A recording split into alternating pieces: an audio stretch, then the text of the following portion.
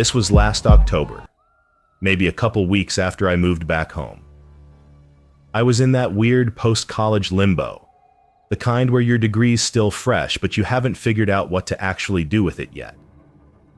My friends were scattered across the country, working, studying, moving on. And I was back in my childhood bedroom, binge-watching Netflix with my dog and refreshing job boards every day. My parents were happy to have me home, but the longer I stayed, the more I felt like I was regressing, you know? Anyway, my mom's older sister, my Aunt Jo, called one afternoon and asked if I could house sit for her while she went upstate to help her daughter move apartments. It was just for the weekend, and honestly, I was grateful for any excuse to shake up my routine. Aunt Jo lives in one of those big, kind of creaky Victorians in our town. When I was a kid, it was like a castle. As an adult, it's just massive and kind of unsettling when you're alone. Friday afternoon, I went over with my laptop and a stack of leftover Chinese food, planning to relax, maybe even write for the first time in months. That first night was fine. Too many lights left on, TV blaring so I couldn't hear every little house noise. But Saturday, around midnight, I was in bed when I noticed something weird. A faint yellowish glow coming through the ceiling vent. I remembered Aunt Jo mentioning the attic had a light with a pull cord, but she never used it and always kept the door locked. Curiosity, plus a little boredom, got the better of me.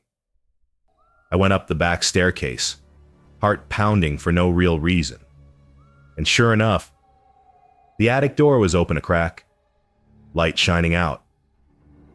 At first I figured she'd just forgotten to close it. But when I pushed the door open, there was no one there. Just that smell of old cardboard and mothballs. I turned off the light, locked the door, and tried to shake the nerves. But maybe an hour later, the glow came back. Brighter this time, spilling under the door. This cycle repeated 3 times that night. By 3 a.m., I couldn't convince myself it was just a busted switch or faulty wiring. So I called my mom, half laughing, asking if anyone in the family had a key, or if Joe's house had any weird quirks. She got quiet, then said, "That house was broken into last spring.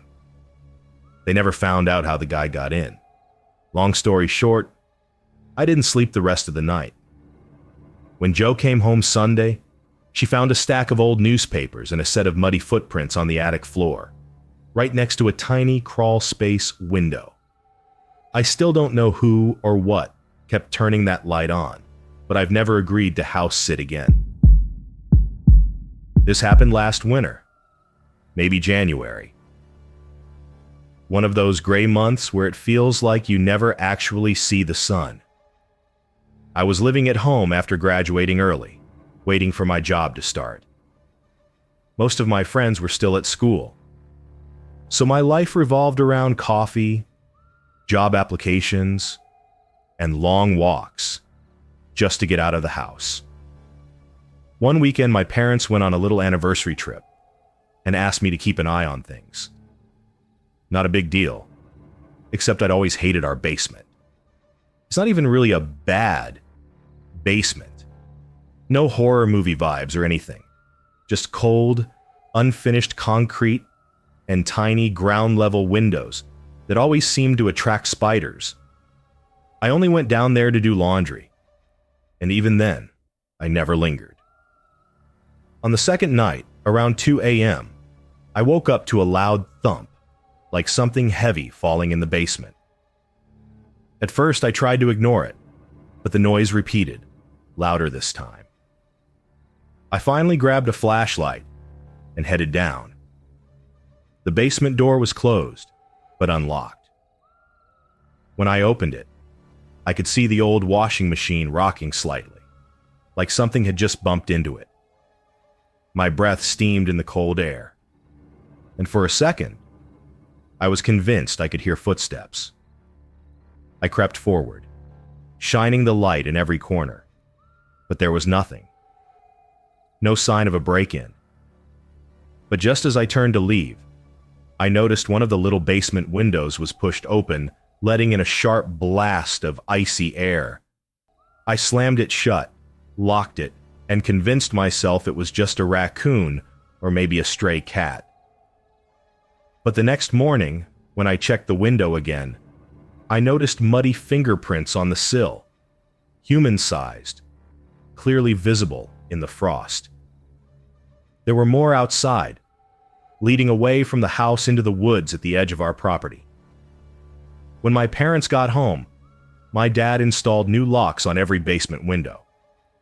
For weeks after, I was convinced I heard footsteps on the stairs at night, creaks and whispers that weren't there before.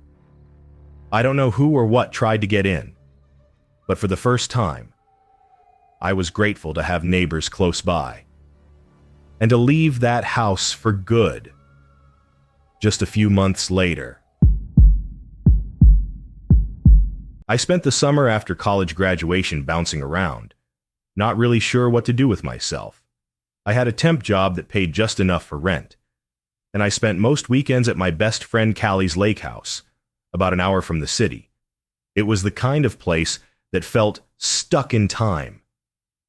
Old wooden docks, creaky screen doors, and the lingering smell of sunscreen and charcoal. One weekend in August, Callie's parents were out of town, so a few of us crashed at the main house and used the detached guest house as our hangout spot. It was small but comfortable, with a pull-out couch and an ancient record player. We stayed up late playing cards and telling dumb ghost stories, mostly to freak out the two guys, who'd never stayed there before.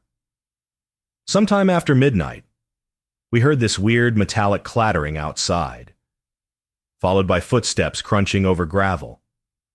At first, we thought it was just Callie's neighbor, a grumpy old man who hated noise after dark. But when we looked out the window, the yard was empty, just thick shadows and the faint reflection of the moon on the lake.